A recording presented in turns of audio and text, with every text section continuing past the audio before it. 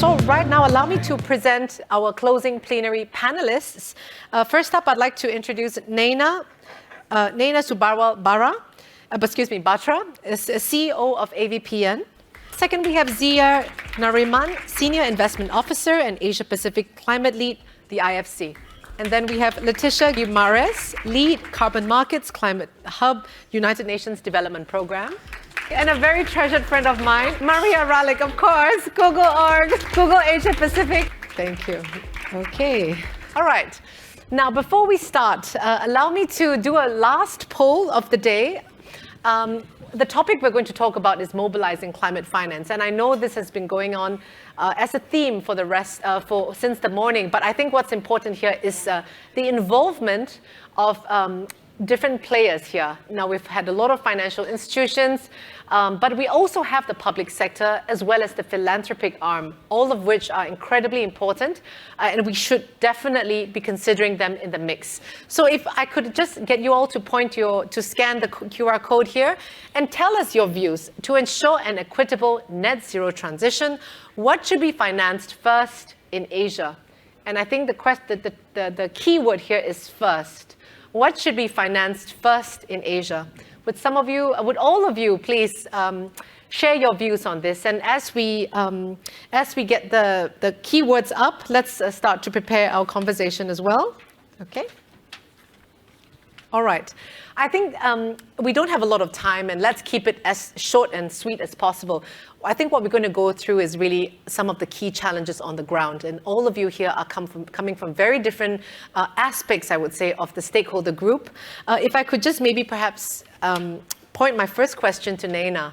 Naina, if you don't mind, as we kick off this panel, maybe just tell us, in terms of the importance of unlocking sustainable finance and why collaboration even matters. Tell us your views on that from your experience so far with the Asian Venture Philanthropy Network. Thank you. Thanks, Janice. Pleasure to be here, and it's great that from having one token man, we've gone to an all-women panel. So, really, really well done. So for us, it's important. You've heard throughout the day about the, $3.9 trillion gap that is needed for us to meet the SDGs, and we have less than 7 years to do it.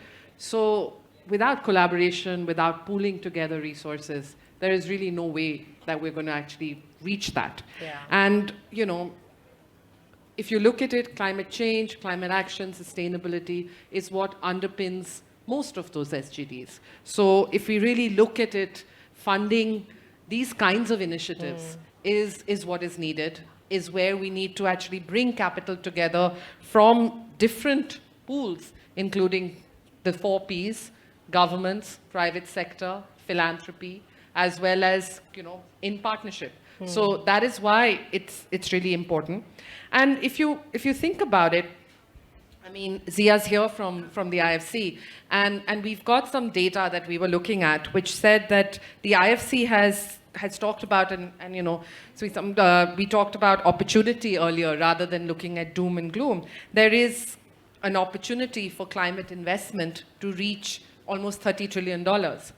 And that is a huge opportunity for partnerships to come together at scale. Yeah. And really quickly, Janice, let me tell you a couple of really interesting partnerships that have come together. One is a climate finance partnership between BlackRock and the governments of France, Germany, and Japan, which have brought together the 4 Ps to mobilize a lot of blended finance into the climate space.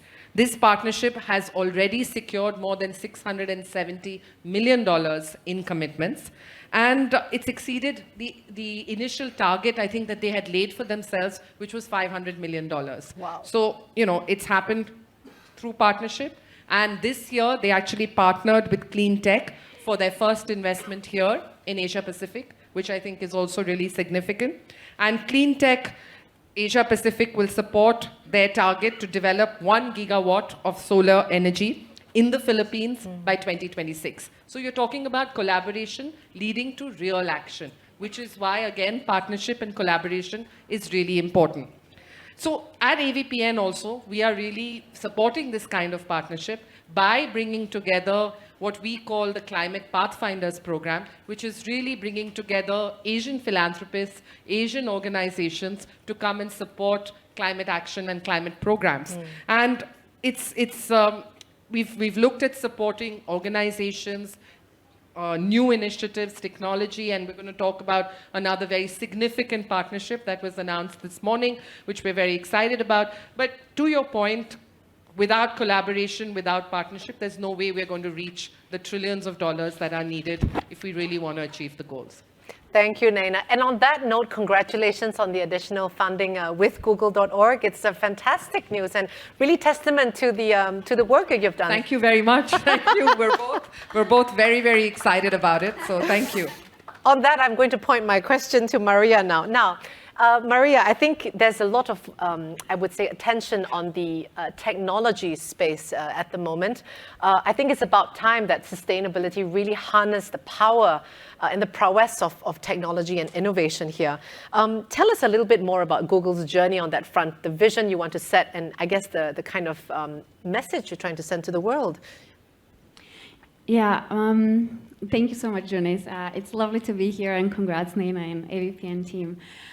So Google.org, I lead Google.org initiatives across Asia Pacific, and Google.org is the philanthropic arm of Google. So what we do, we actually leverage all resources from Google, including our philanthropic funding, technology, as well as volunteers to help the social impact organizations and NGOs to address and help these underserved communities in areas where we believe we can be most helpful in, such as sustainability, for example.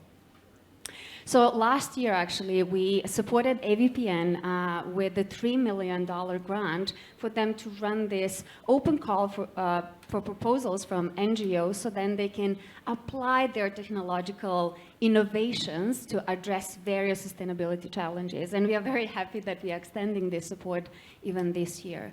So when we think about how we are supporting from Google.org these organizations, we always look what are the challenges that these organizations are facing. We know that APAC is a very diverse region. Yeah. So we know that also there are so many organizations, social impact organizations, they know how to leverage technology. But there are also these organizations, they don't know how to go to that advanced technology and AI that we talked about earlier today.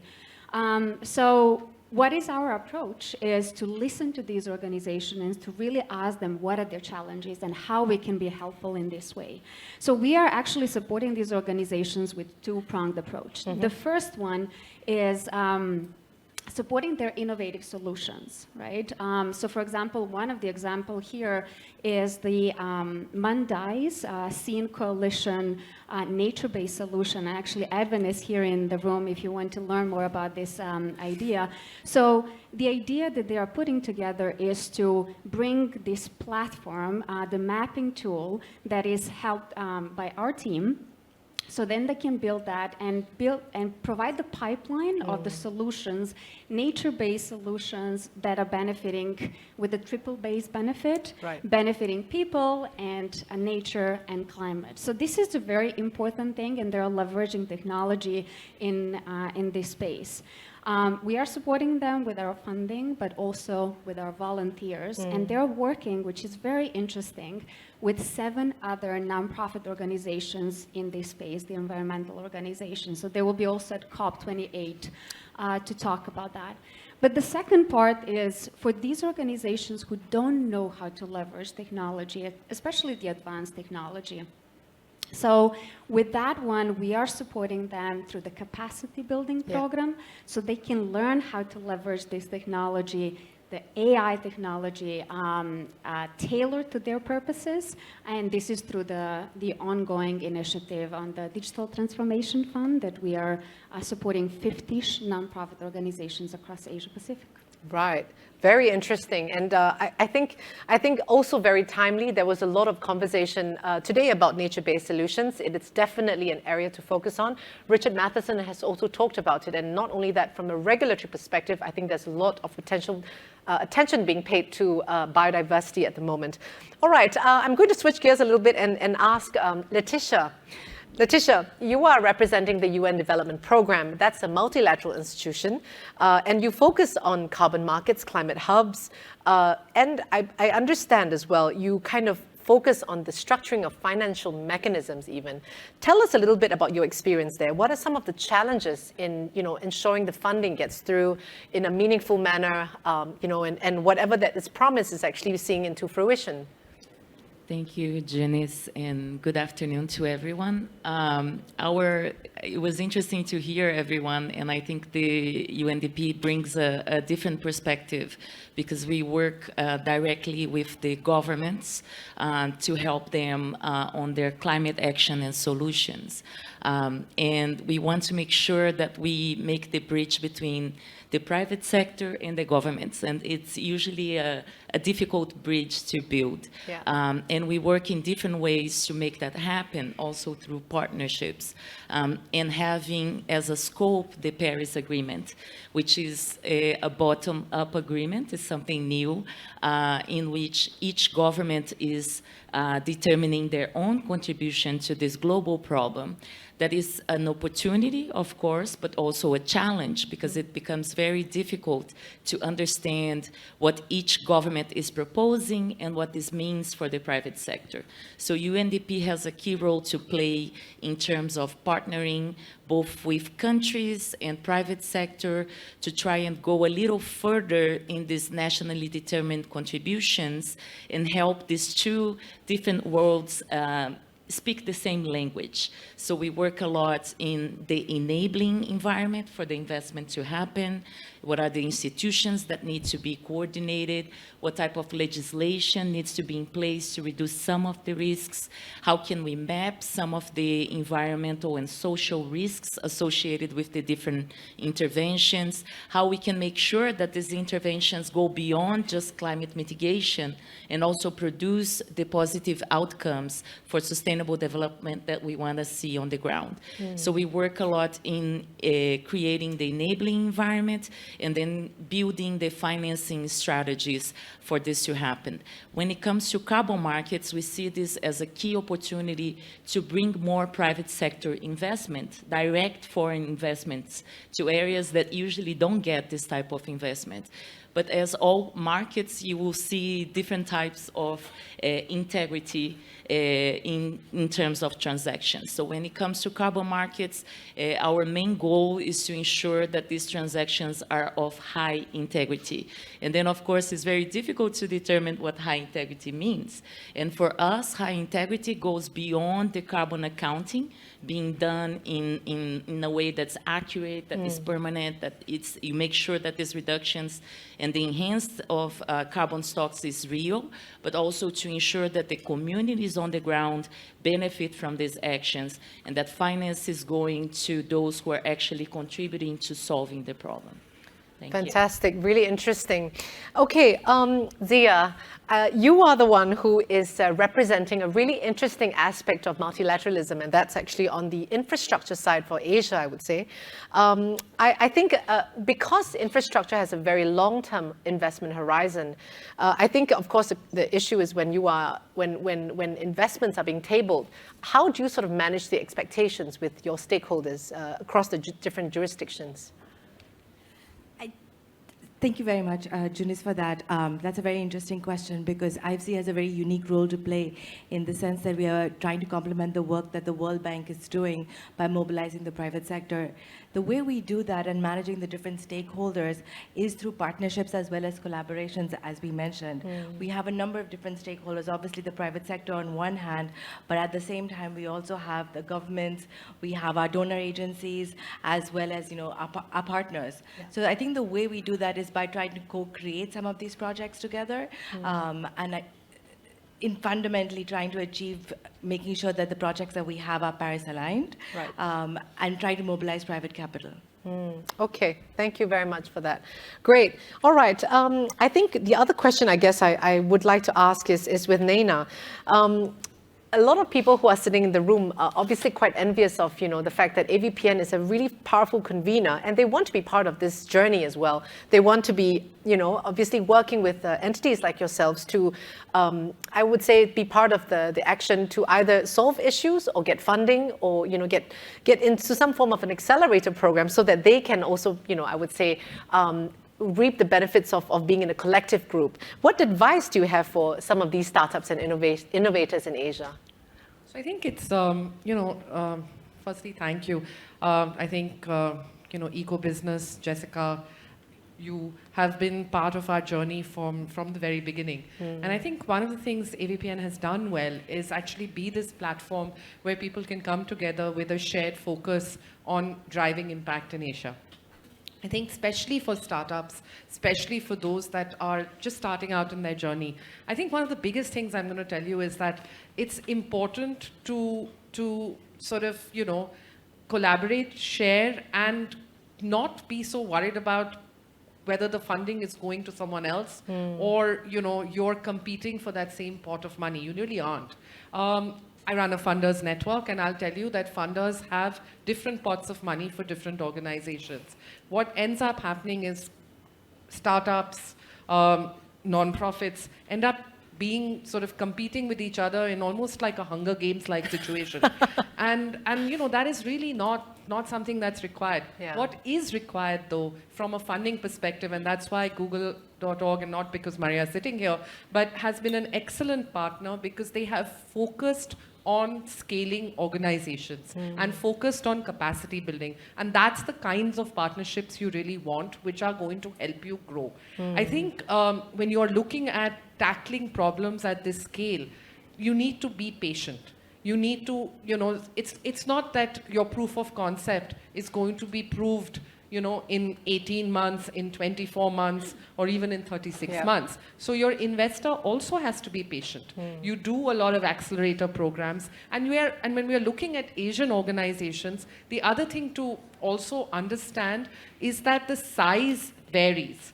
And that is why, funds like the one we're doing with Google.org is really useful because you're looking at smaller ticket sizes that actually help startups. Zia and IFC and other multilaterals, other DFIs, the scale is so big that, you're already looking at funding those organizations that are, very much established, that have big programs. So my advice, if I had to give any, would be that, be part of accelerator programs, share, come in and be collaborative, even as people who are seeking funding, rather than just, we keep telling funders to be collaborative. I think it's important that recipients are also collaborative. Yeah, you're absolutely right. I think we have to manage the expectations there.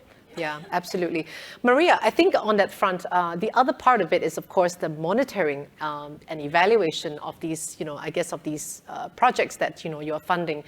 What is Google's, I would say, what mechanisms do you have? And also, it's difficult, right? A lot of these projects sometimes are not exactly measurable, quantifiable. So how do you balance that? It's difficult, absolutely. And as someone who was part of the nonprofit world before I started my corporate philanthropy journey, I'm always reminded of and inspired by the resilience of these nonprofit organizations and their growth mindset, and also the innovation that they're approaching these new problems with, and the innovation that they're bringing to the table. So when we are looking at these projects, we look at different aspects and different criteria. So definitely scalability of these initiatives, it's very important. But also, what are those approaches and equitable approaches that these organizations are approaching these underserved communities? So a couple of criteria that I can highlight here are definitely around innovation. So the innovative approaches that these organizations are approaching. So, and I'm not only talking about completely new approaches, but also having different applications of the existing approaches is also very good, because to Naina's point, sometimes these solutions and innovation really takes time. Oh yeah. So it's really important that we keep investing in these solutions that would, for the long term, bring some good impact for the local communities. So that's the first one. The second one is feasibility. So whether the organizations and these projects, they have the right vision in place. Are they approaching the underserved communities? Do they have the access to these underserved communities and the right aspect? Do they understand the right aspects of the local communities and their challenges? And the third one is that scale that I was talking about. Quite often, it's very important that we are funding these solutions that, not for the short term that they would have to scale their initiatives, but for the long term. One example that I would highlight here when we are talking about the long-term investment, which is so important. So we talked about 4 Ps and the importance of that, and I'm not going to talk about that. I will highlight, however, that it's so important to engage these local communities and giving them the voice. So then they can be not only part of the problem, but also part of the solution. Yep. Quite often, those people who are closest to the problem, they know what are the solutions that works for them, right? Mm-hmm. So in terms of the long-term investment and commitment, most of our initiatives are long-term investments, right? And the reason why is because many of these NGOs are telling us that for the impact to take place, it takes time. Yeah. So Vadvani AI is the organization in India. Mm-hmm. And they were set up to address the destruction of crops in India with a solution that is leveraging AI. And initially, we supported them with a $2 million grant fund, and that was in 2019. That was part of the AI for Social Impact Challenge. But then they needed more support. So we supported them with an additional, not funding, but we engaged our Googlers volunteers who volunteer with them full-time over 6 months to bring that solution to life. Right. In 2022, they wanted to scale this solution, and because they have already helped some of the farmers who increased their profit by 20%. Yeah.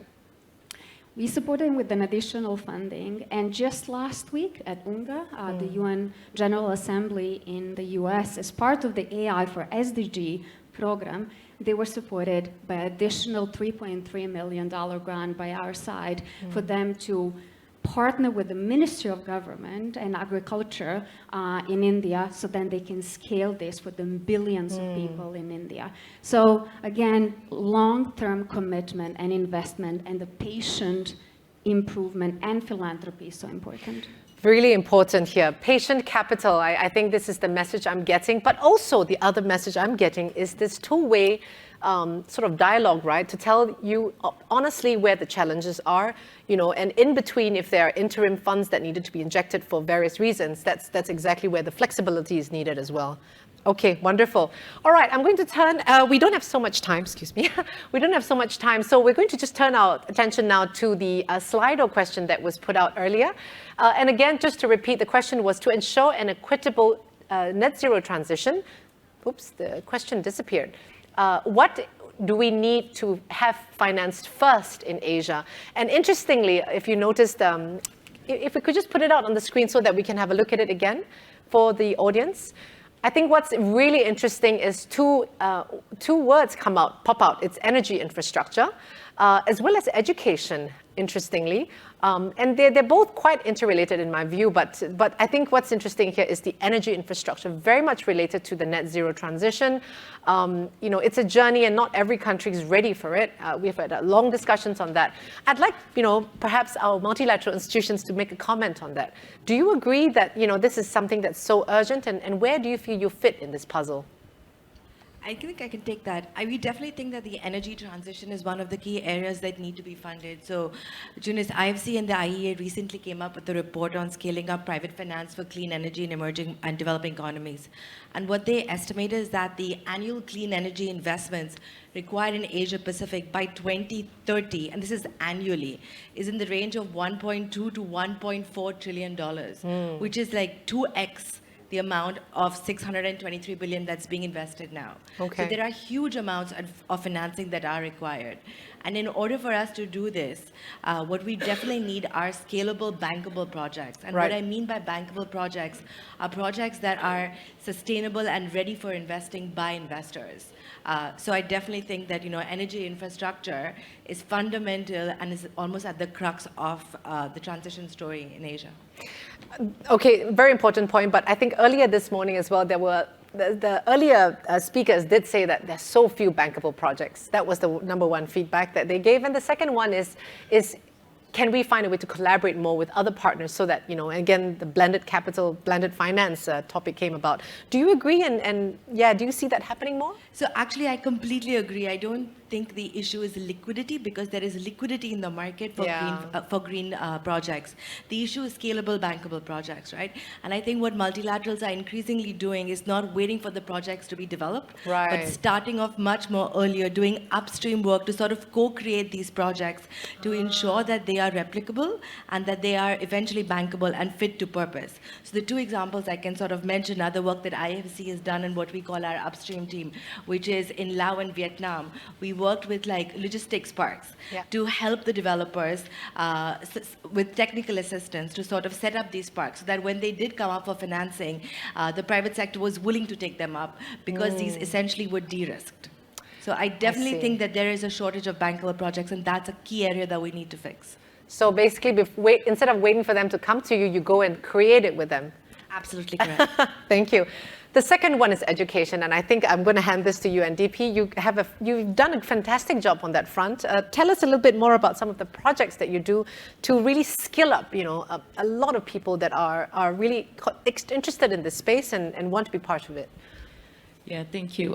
For us, capacity building and technical assistance are at the core of all initiatives, and it's interesting that it came up as youth. The identification of youth is very important because we are in regions where more and more we see younger people taking the lead, and the amount of green jobs are potentially not as many as you would expect that we would be at. So when we think about the energy infrastructure and transition, we also need to look at the education component and youth and see how these projects can take advantage of what we already have, but also scale up some of these small initiatives, taking into account the younger people that will also be looking for jobs to make sure that they are ready to take up the challenges that come ahead. Yeah.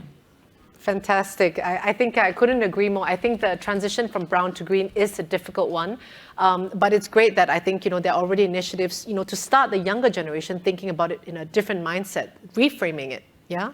Okay, wonderful. All right, I promise short and sweet. So we're going to come to the end of our discussion. And if I could just have one last, I would say one sentence answer from each of you. I think it's the question about, what should people keep in mind regarding the importance of mobilizing blended finance? All of you are sitting in very different, I would say, parts of it. And I think from your lens and looking at the people in the room, what advice do you have for the people in this role of collaboration for blended finance?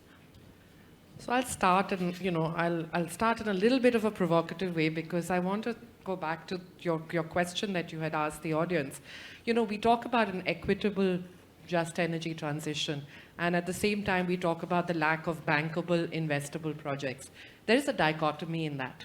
True. And that is where we have to address that at some point, and not singling you out, Zia, at all, but when we talk about development finance institutions, development is a big word that is at the front of it, and that has to play a role in that, in the fact that you're looking at an equitable energy transition. And sometimes we forget that. When we talk about looking at something that's bankable, that is something that private sector can take on. When we look at development finance, it needs to be looking at supporting just energy transition in countries where you are looking at lack of energy access, before you can start talking about moving from brown to green. Yeah. So how do we actually address that? And that's where blended finance can play a role, but it has to be a balanced role. We can't keep saying that philanthropy will take on the biggest burden just because it's quote-unquote catalytic capital available for first loss. Let us just underwrite every other infrastructure lender. Blend it in a controlled manner. Yep, absolutely. Thank you for that. Wonderful. Yes, go ahead. Yes. I think blended finance is definitely key. The amount of blended finance that we need is very significant. The last time I checked a report, it said that $23 billion of blended finance or concessional finance is needed. I think we also need to be judicious, like you said, in the use of blended finance. Blended finance needs to play the role where we are definitely moving the envelope and where we are supporting technologies that are right now not scalable or cost competitive, right? Battery storage would be a good example. Offshore wind is another great example, or anything on low emission hydrogen. Completely take your point about the equitable transition and the just transition. We at IFC think about that very carefully when we are doing our investments. And I definitely think, if this transition has to happen, everybody needs to be taken along on the way. Thank you, Zia. I would say that we have to have different ways of measuring impact. This was one of the points that we discussed here. Some initiatives will have direct impact in the short term, others will have indirect impact in the medium term, and then direct impact in the long run.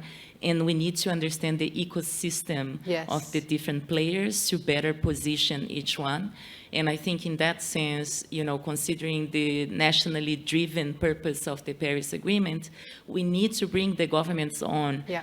It's difficult, it's political. The last panel was talking about avoiding politics, and I was, stricken by it, because we can avoid to a certain extent, but we need to be able to engage, to have dialogue, and be strategic with them. We all need to go in the same direction. I absolutely agree. Well said. Thank you. Well, I agree with everything that you said, and I guess that I would say here, tackling climate change takes a village. Yeah. Oh, yes. We've been talking about that the whole day, and it's really evident that for all of the 4 Ps, well, 3 Ps in partnerships, there is a role to play. We need to be working together to tackle this change. From the philanthropy side of it, when we are thinking about our approaches, like philanthropies can catalyze change, but the actual scale happens through these partnerships, right? And quite often in partnerships with government, right? So speaking about philanthropy and what I said earlier, what we are learning is that philanthropies really need to have these approaches. The first one is this risk-taking philanthropy, like supporting these bold and innovative AI-driven solutions, but also a patient philanthropy that reminds us that for the change, the positive impact and change to happen, it really takes time. We really need to be comfortable with the change, and sometimes that means that we need to learn new things, but also unlearn some of the things. Very nicely said. Keeping an open mind and be willing to understand how things can change and adapt to it. All right, thank you very much. With that, can you please join me for a round of applause to our fantastic speakers? Well done.